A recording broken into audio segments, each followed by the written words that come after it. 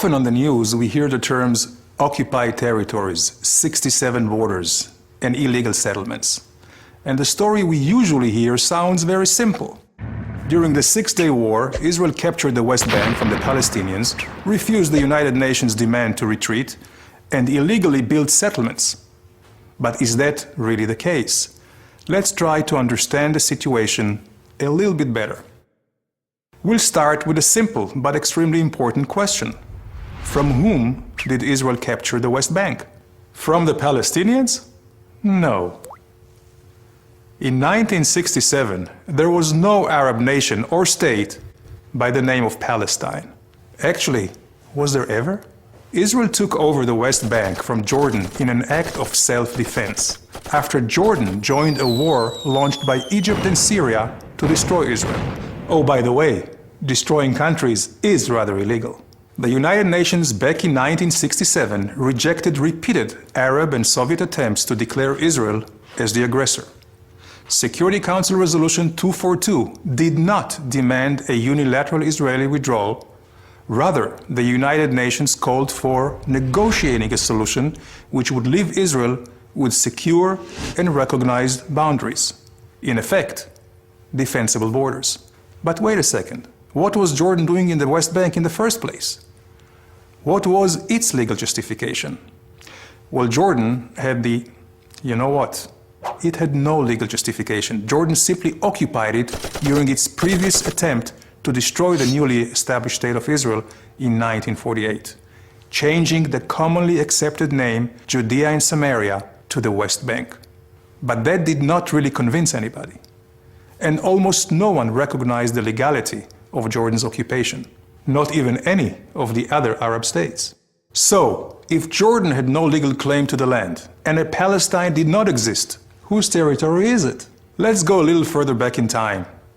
Don't worry, not to the days of the Bible, only about 100 years.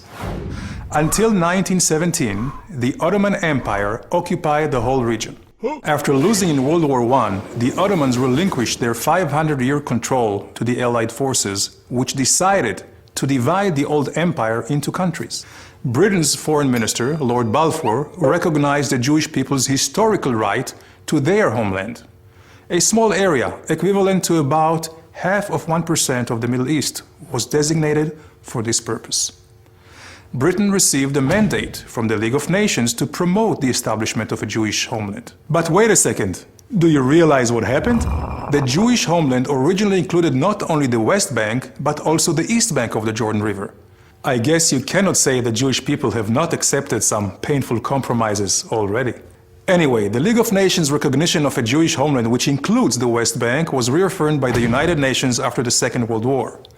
With the British mandate ending, United Nations General Assembly Resolution 181 recommended the establishment of two states, one Jewish and one Arab. The Jews accepted it and went on to create the State of Israel, while the Arabs refused the compromise and launched a war to destroy the newly established Jewish state. Resolution 181, a non-binding recommendation in the first place, remained with no legal standing. At the end of the war, a ceasefire line was formed, where the Israeli and Arab forces stopped fighting. At the insistence of the Arab leaders, this line was defined as having no political significance. So, although this line is commonly referred to as the 1967 border, it is not from 1967, and it was never an international border. This is why a more exact legal definition for the West Bank, according to international law, is really the same as in so many other areas where there are or were territorial disputes, but which are not defined as occupied. For example, Zubarah, the Tams Islands, the Western Sahara, amongst many others. They're not considered occupied territories, but rather disputed territories. So, let's return for a moment to our illustration and examine the complete chain of events. Israel's presence in the West Bank is the result of a war of self-defense. The West Bank should not be considered occupied because there was no previous legal sovereign in the area, and therefore, the real definition should be disputed territory. The 1947 partition plan has no current legal standing, while Israel's claim to the land was clearly recognized by the international community during the 20th century.